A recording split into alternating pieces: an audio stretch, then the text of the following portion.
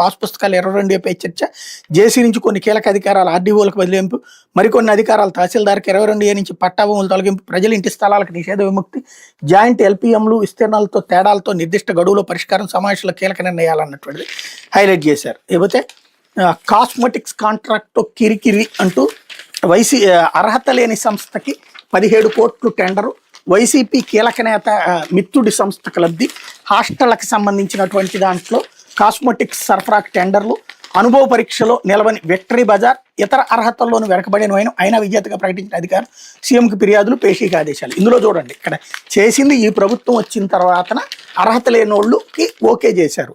అంటే దోపిడీ జరిగిందా, తప్పు జరిగింది ఇప్పటిదే కదా. మళ్ళీ దాంట్లో ప్రభుత్వంతో ఇబ్బంది రానియకుండా వైసీపీ నేతకి ఫ్రెండ్ అట. అంటే ఇప్పుడు అదానికి జగన్కి మిత్రత్వం ఉంది. ఇప్పుడు అదాని వచ్చి ఇక్కడ పెట్టుబడి పెడుతున్నాడు, జగన్ మిత్రుడు వచ్చి ఇక్కడ పెట్టుబడి పెడుతున్నట్ట లేదు. జిందాలోళ్ళు ఇక్కడ వచ్చి పెట్టుబడి పెడుతున్నారు, జగన్కి క్లోజ్ ఫ్రెండ్ అతను కాబట్టి జగన్ మిత్రుడు వచ్చి పెడుతున్నట్ట. ఇలాంటి నీచ జర్నలిజం, వీళ్ళు సిగ్గుమాలిన జర్నలిజాన్ని నిస్సిగ్గుగా చేస్తూ ఉంటారు. జరిగింది తప్పు ఇక్కడ స్పష్టంగా కనబడుతున్నా అది రాస్తూనే మళ్ళీ దానికి వైసీపీకి లింక్ పెట్టాలి. ఇది వీళ్ళ నీచ జర్నలిజం అన్నటువంటిది. ఏపోతే భగవద్గీత